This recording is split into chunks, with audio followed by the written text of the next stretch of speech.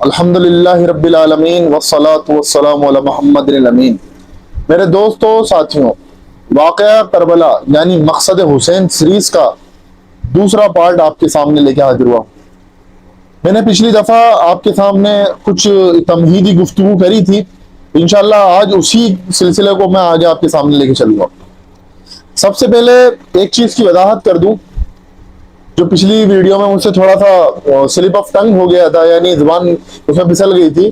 حضرت امام باقر رحمۃ اللہ علیہ کی جو پیدائش ہوئی 75 میں نہیں 57 میں ہوئی ہے، تو بہرحال وہ واقعہ ضعیف ہے، کیونکہ اس میں جو میں نے بتایا تھا آپ کو، زکریا بن یحییٰ یہ مدلس ہے، مدلس راوی ہے، جو کربلا کی کہانی امام باقر کی زبانی بیان کرتے ہیں، اور وہ 3 شرطوں والا معاملہ ہے اس میں، اور مسلم بن عقیل کی جو ہے شہادت کا بدلہ جو بیان کرا جاتا ہے، اور پورا کچرا بنا کے رکھ دیا واقعہ کربلا کو اس میں، جو کہ ہمارے عام طور پر اہل حدیث حضرات جس کو بیان کرتے ہیں عام طور پر وہ ایک ہی کتاب لے کے چلتے رہتے ہیں، وہی رسومات محرم اور ثانیہ کربلا۔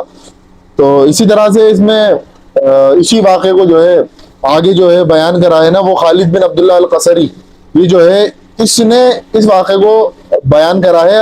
یہ بتاتا ہے کہ امام باقر اس واقعے کو اس طرح سے بیان کرتے ہیں، حالانکہ امام باقر نے اس طرح سے کرائی نہیں۔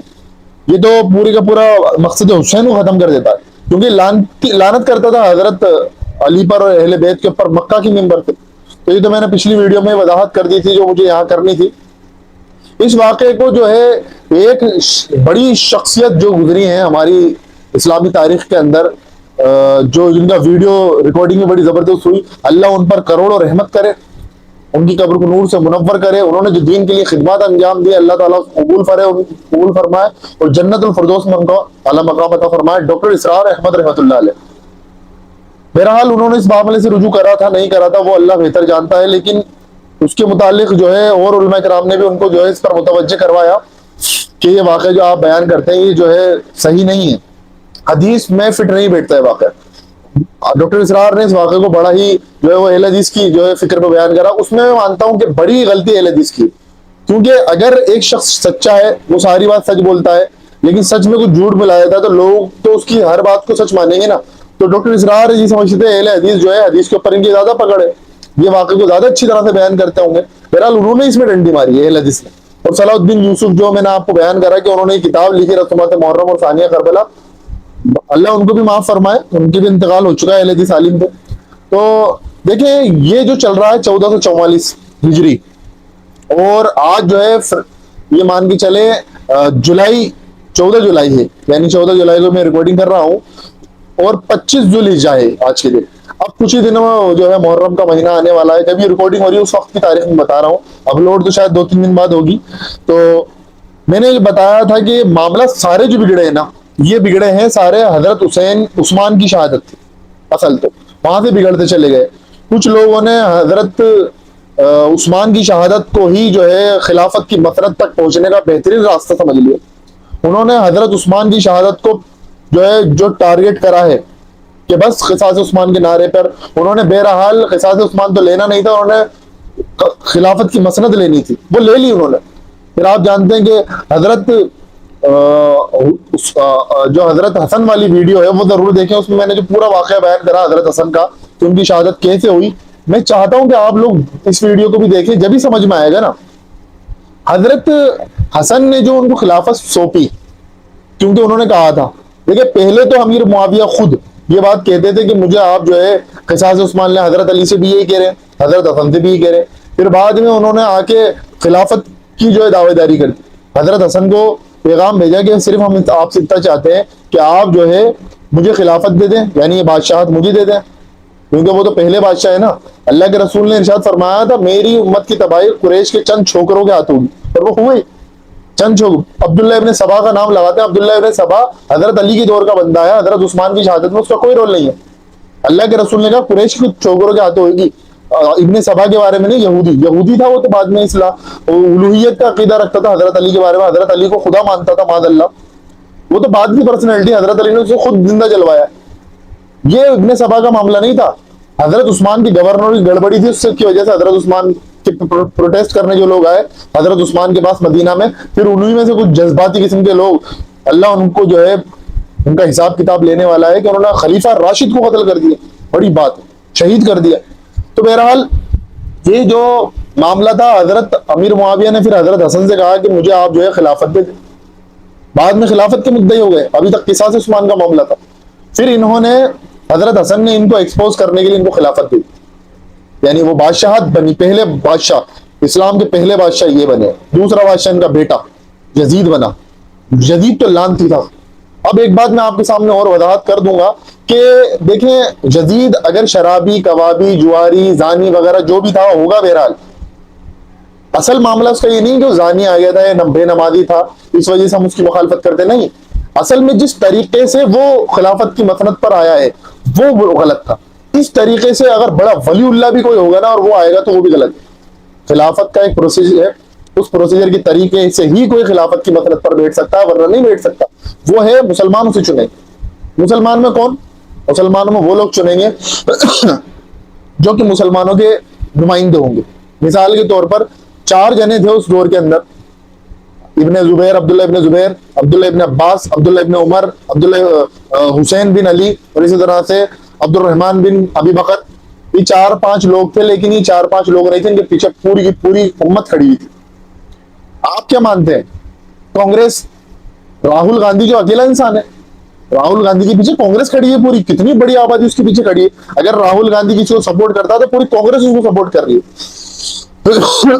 تو یہ مسئلہ ہے. 4 بندے نہیں تھے، پوری کی پوری امت تھی وہ جنہوں نے یزید کی بیعت کی مخالفت کری.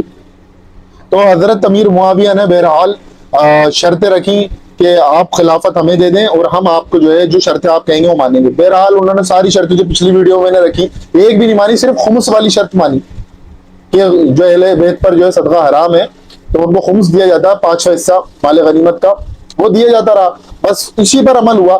آخری شرط کا انتظار کر رہے تھے حضرت حسین کہ یہ شرط کب ٹوٹتی ہے کہ اپنی بعد اپنے بیٹے کو جانشین نہیں بنائی، کسی کو بھی جانشین نہیں بنائی.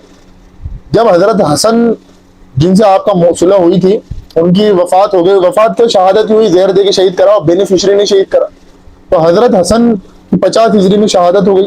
اس کے بعد 56 ہجری سے ہی اپنی ہی زندگی میں امیر معاویہ نے یزید کی ولی عہدی اپنی زندگی میں ولی عہدی لینا شروع کر دی، یعنی یزید کے نام پر ووٹ لینا شروع کر دی. حالانکہ جن لوگوں نے مخالفت کری ان پر زور زبردستی نہیں کری، کیونکہ صحابی تو تھے، وہ جانتے تھے، اتنا تو اخلاق تھا ان کا کہ انہوں نے زبردستی نہیں کری کسی کے ساتھ. لیکن جب امیر معاویہ 60 ہجری کے اندر وفات پائی ہے انہوں نے، اور یزید فوری طور پر خلیفہ بن گیا، اور اس کی بیعت لینے کے لیے جو زبردستی کری گئی ہے وہ آپ دیکھیں تلوار کی نوک پر بیعت لی گئی ہے. خانہ کعبہ میں جا کے لوگوں نے بیعت کری ہے، تلوار کی نوک پر بیعت لی گئی ہے ان سے. حضرت حسین کے تعلق سے بھی یہی کچھ معاملہ تھا، یہی کچھ کرنے کی انہوں نے سازشیں کری. اسی طرح سے ایک چیز میں آپ کے سامنے اور بیان کرنا چاہتا ہوں کہ یہ جو واقعہ کربلا ہے اس کو سمجھنے کے لیے سب سے پہلے جانے دیکھیں، نہ تو اس واقعے کو شیعوں نے اس کا صحیح حق ادا کرا، نہ اہل سنت کی جو جماعتیں ہیں انہوں نے صحیح حق ادا کرا. کچھ چند لوگوں نے اس کا حق صحیح ادا کرا. کچھ چند ہی لوگ ہیں جنہوں نے کوئی عدل کے ساتھ بیان کرا. ایک تو ہمارے بڑے دل میں رہنے والے ہر دل عزیز، آنکھوں کے تارے، سید ابو العلا مودودی رحمۃ اللہ علیہ، انہوں نے جو خلافت و ملوکیت لکھی ہے، احمد عباسی کی جو کتاب تھی اس کا یہ جواب تھا.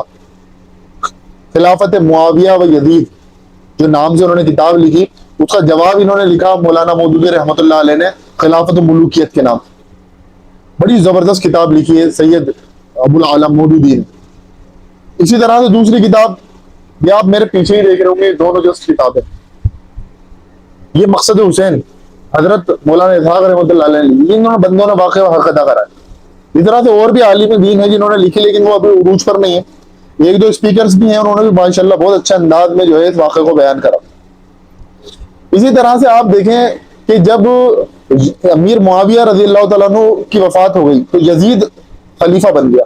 اور یزید کے تعلق سے میں آپ کو یہ بھی بتا چکا ہوں کہ یزید اگر کتنا ہی بڑا نمازی پرہیزگار ہوتا، ویسے نہیں تھا وہ، اور اگر اس طرح سے جانشین بن کے آتا تو وہ خلیفہ نہیں بن سکتا. خلیفہ اور ملوک کے اندر فرق جو ہے نا وہ بھی سمجھنا چاہیے. آج کی ویڈیو کا اختتام میں اسی بات پر کروں گا انشاءاللہ. خلیفہ اور ملوک، خلیفہ اور بادشاہ میں فرق سمجھے. یہ خلافت و ملوکیت ہے نا، یہ اس کو سمجھے. یہ فرق کیا ہے؟ پہلی سب سے بنیادی جو پوائنٹ ہے نا وہ یہی ہے کہ خلیفہ جو آتا ہے وہ عوام کی، رعایا کی اور عوام الناس کی رائے سے بنتا ہے، اور جو بادشاہ ہوتا ہے وہ دھاندلیوں سے، دھوس سے، اسی طرح سے رشوت سے، مار پیٹ سے، تلوار کی نوک سے خلیفہ بنتا ہے، جیسے بھی سام دام دنڈ بھید جو بھی وہ آزما سکتا وہ آزماتا۔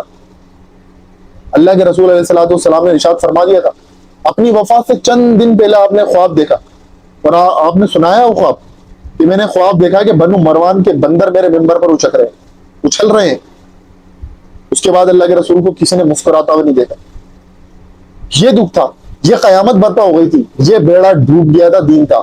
اس لیے جو ہے حضرت حسین کھڑے ہوئے تھے۔ حضرت حسین اس لیے نہیں کھڑے ہوئے تھے کہ وہ کوئی نسلی غرور کی وجہ سے کھڑے ہوئے، جیسا کہ صلاح الدین یوسف نے بیان کرا، نسلی غرور کی وجہ سے نہیں۔ نانا جان کا دین جو 30 سال کے اندر اسے تباہ کرنے کی کوشش کری، اللہ کے رسول نے پہلے سے پیشن گوئی کر دی تھی کہ خلافت 30 سال رہے گی۔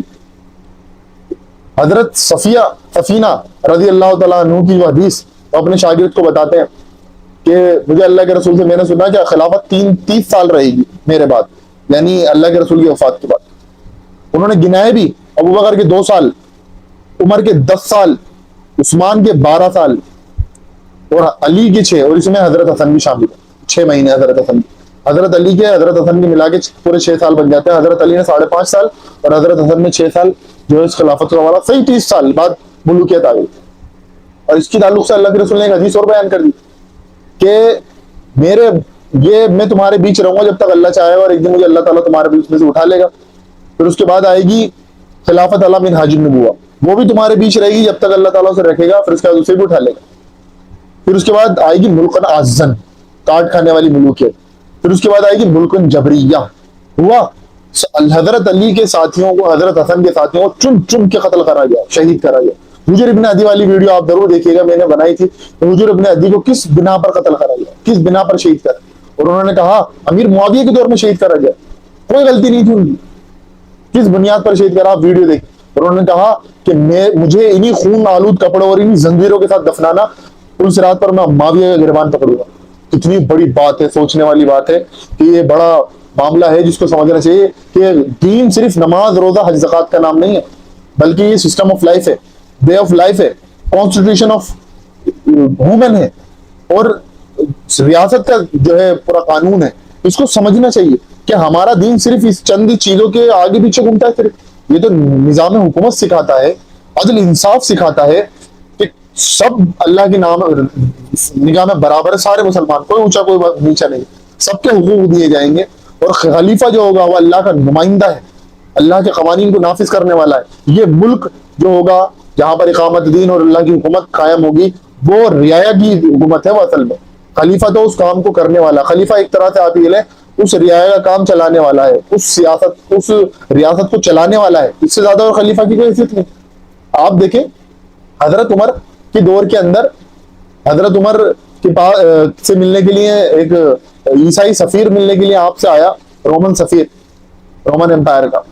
آپ وہ مدینہ میں آیا تو مدینہ میں دیکھا کوئی نہ عمارت نہ وغیرہ کچھ۔ اس نے پوچھا تمہارا بادشاہ کہاں ہے؟ ہماری صحابہ نے کہا ہماری کوئی بادشاہ وادشاہ نہیں ہوتا، ہمارا خلیفہ ہوتا۔ کیونکہ تمہارا محل ویل، کیونکہ محل ویل کچھ نہیں ہوتا، کیونکہ تمہارا وہ خلیفہ ہے کہاں یہ تو بتاؤ۔ کیونکہ بیت المال کے اونٹ چرانے گئے، جب ان کو جا کے دیکھا تو تپتی ہوئی ریت کے اوپر پیڑ کے نیچے لیٹے ہوئے سکون۔ بڑی بات یہ، اور یہی ملوکیت کے اندر آپ دیکھیں ریشمی لباس پہننا شروع کر دیا، سونے کے برتنوں میں، چاندی کے برتنوں میں کھانا شروع کر دیا، جانوروں کی یعنی درندوں کی کھال جس سے منع کرا، آپ تینوں چیزوں کے لیے منع کرا۔ یہ حضرت امیر معاویہ کے گھر میں ہوتی تھی یہ چیز۔ مقداد یہ حدیث جو ہے یہ میں انشاءاللہ آپ کے سامنے اگلی وقت دفعہ بیان کروں گا۔ بہت بڑا معاملہ تھا جو ساری چیزیں ہوئی ہیں حضرت امیر معاویہ کے گھر میں۔ خود یزید کا معاملہ یہ تھا، یزید نے یہی کچھ کرا۔ کیا حضرت حسین کا مرتبہ وہ نہیں جانتے جس کے ہونٹ اللہ کے رسول چومتے ہیں، جن کی وجہ سے سجدے لمبے کر دیا کرتے تھے؟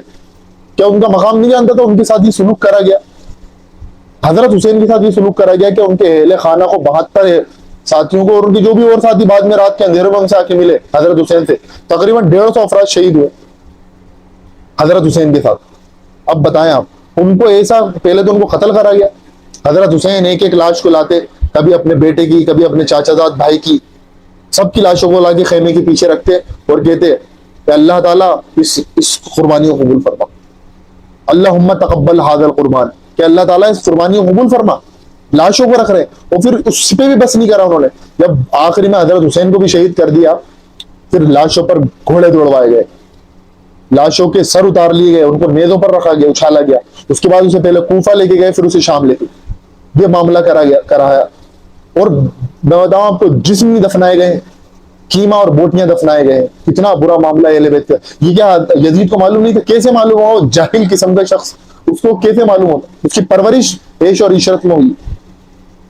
حضرت محمد صلی اللہ علیہ وسلم نے غدیر خم پر کہا تھا کہ میں تمہارے بیچ دو چیزیں چھوڑ کے جا رہا ہوں. ایک تو حجۃ الوداع کی حدیث ہے، جو ایک یہ حدیث ہے غدیر خم والی، کہ میں تمہارے بیچ دو چیزیں چھوڑ کے جا رہا ہوں. پہلی چیز تو قرآن ہے، اس کو تھامے رہنا، اس کو پکڑے رہنا، یہ اللہ کی رسی ہے. وَهُوَ حَبْلُ اللَّهِ الْمَتِينُ، اللہ کی رسی ہے. قرآن بار بار بولتے رہے. اس کے بعد اللہ کے رسول نے ارشاد فرمایا، اور میرے بعد میں میرے اہل بیت، ان کے معاملے میں تمہیں اللہ سے ڈراتا ہوں کہ ان کے ساتھ ظلم زیادتی مت کرنا. لیکن امت نے اہل بیت کو چن چن کے کرا. پہلے بنو امیہ نے، پھر بعد میں بنو عباس نے بھی یہی کچھ کرا. تو انشاءاللہ میں سیریز کو آگے لے کے چلوں گا، پورا آپ کو پتہ چلے گا کہ بنو عباس بھی خود اہل بیت میں سے آتے ہیں، حضرت عباس کی اولاد میں سے ہیں. انہوں نے بھی یہی کچھ کرا. یہ قیامت دین کے اوپر آ گئی تھی، اس لیے اللہ کے رسول علیہ الصلوۃ والسلام کے نواسے حضرت حسین کھڑے ہوئے اس دین کو. اصل میں ان کو معلوم تھا، جس طرح سے ان کے بھائی حضرت حسن کو 50 ہجری میں زہر دے کے شہید کر دیا بینیفیشری نے، جو فائدہ جن کو پہنچ رہا تھا انہوں نے، اسی طرح سے حضرت حسین کو معلوم تھا کہ میرا بھی جو ہے فرمان جاری کر دیں گے جلدی قتل کا، اور کر دیا تھا. ان کو معلوم تھا کہ جب وہ مکہ کے اندر تھے، احرام کی حالت میں انہیں خبر مل گئی تھی کہ شام سے کچھ لوگ نکل چکے ہیں جو آپ کو ٹارگٹ کر کے آپ کو قتل کریں گے، اور آپ کے ساتھیوں کو بھی کرے. اس لیے حضرت حسین جو ہے خانہ کعبہ سے حج چھوڑ کے 8 ذو الحجہ کو وہاں سے نکل گئے. پہلے اپنے بھائی مسلم بن عقیل کو بھیجا ہے، پھر اس کے بعد خود روانہ ہوئے. پھر وہ ان کو معلوم تھا کہ اگر میں ایسے خاموشی سے مر گیا تو کوئی فائدہ نہیں، مرنا ہے یا تو خلافت قائم ہوگی اب کوفہ میں جا کے، جو سلیمان ابن سرد صحابی خط لکھ رہے تھے، یا پھر اب میں اور میرے اہل خانہ 72 شہید ہو جائیں گے. اور یہ حدیث اللہ کے رسول نے حضرت حسین تک پہنچ چکی تھی. جب حضرت علی صفین کی جنگ سے لوٹ کے آ رہے تھے، اسی وقت فرات کے کنارے حضرت علی نے کہہ دیا تھا، اصبروا یا ابو عبداللہ. ابو عبداللہ حضرت حسین کی کنیت تھی، صبر کرنا ابو عبداللہ یہاں پر. پھر لوگوں نے پوچھا کہ اللہ کے حضرت علی کس بات پر آپ صبر کی بات کر رہے ہیں حضرت حسین کے تعلق سے؟ تو انہوں نے بتایا حدیث کہ ایک مرتبہ اللہ کے رسول کے پاس گیا، اللہ کے رسول حضرت حسین کو ہاتھ میں لے کے رو رہے ہیں زاروں قطار. انہوں نے پوچھا اللہ کے رسول کیا معاملہ ہے؟ اللہ کے رسول نے کہا ابھی میرے پاس ایسا فرشتہ آیا تھا جو آج تک دنیا میں کبھی نہیں آیا، اور اس نے مجھے خبر دی کہ تمہاری امت کے لوگ تمہارے اس نواسے کو، جس کو تم اتنا محبت کر رہے ہو، اسی کو قتل کر دیں گے دریا فرات کے کنارے. اور فرات کی مٹی، سرخ مٹی بھی اس نے مجھے ہاتھ میں دکھائی، اس لیے رو رہا. یہ خبریں مل چکی تھی حضرت حسین کو کہ یہ مجھے قتل کریں گے. میرے اہل خانہ، جس کو پہلے سے ہی معلوم ہو کہ میرے ساتھ یہ معاملہ ہونے والا ہے، وہ ایمان میں ڈگمگا سکتا ہے. اس لیے تو کہا جاتا سید شباب اہل الجنہ والحسن والحسین. دیکھیں کوئی جنگ نہیں لڑی، غزوہ بدر نہیں لڑی، غزوہ احد نہیں لڑی، لیکن حدیثیں آ رہی ہیں فضائل کے اندر. کیوں آ رہی ہیں؟ اللہ کے رسول کو معلوم تھا کہ یہ میرا بیٹا، میرا نواسا جو بیٹے کی طرح ہے، یہ ایسی بڑی قربانی دے گا. اور دی بعد میں قربانی، پیچھے نہیں ہٹے. اپنے چھوٹے بیٹے کو، چیر خار بیٹے تک کو قربان کر دیا اللہ کے. صرف ایک بچہ جس سے آپ کی نسل آگے چلی ہے، زین العابدین، علی نام کا زین العابدین بچہ، انہی سے پھر امام باقر چلے ہیں. پھر امام باقر کے بعد اس کے بعد کی جو نسلیں چلی ہیں، پھر وہ جو اہل بیت کا سلسلہ چلا، پھر وہ 12 امام والے اور اسماعیلی اور بہرا وغیرہ سب ادھر سے نکلتے گئے. بہرحال یہ قیامت تھی. انشاءاللہ اختصار کے ساتھ اگلی دفعہ میں پورا واقعہ آپ کو سناؤں گا کہ جب یزید خلافت پر بیٹھ گیا، خلافت تو میں صرف لغوی معنی میں کہہ رہا ہوں، بادشاہ تھا، جب بادشاہت پر بیٹھ گیا، بادشاہت کے تخت پر بیٹھ گیا، اس نے پھر جو بندے کو بھیجا ہے حضرت حسین سے بیعت لینے کے لیے. کیوں بھیجا؟ حضرت حسین کا اگر کوئی مقام نہیں تھا تو کیوں حضرت حسین کی بیعت چاہیے تھی ان لوگوں کو؟ حضرت حسین کی بیعت یعنی امت مسلمہ کی بیعت، اس پر اسٹامپ لگ جاتا، مہر لگ جاتی کہ یہ خلافت اور یہ بادشاہت بالکل صحیح ہے، قرآن و سنت کے مطابق ہے، اگر حضرت حسین بیعت کر لے. اس لیے حضرت حسین نے اپنا خون سے اختلافی نوٹ لکھا کہ یہ جو کچھ ہو رہا ہے خلاف سنت ہو رہا ہے، اور شریر ترین بادشاہت ان کی حکومت. اللہ تبارک و تعالیٰ میں کہنے سننے کے ساتھ ساتھ عمل کی توفیق عطا فرمائے. وآخر دعوانا الحمدللہ رب العالمین.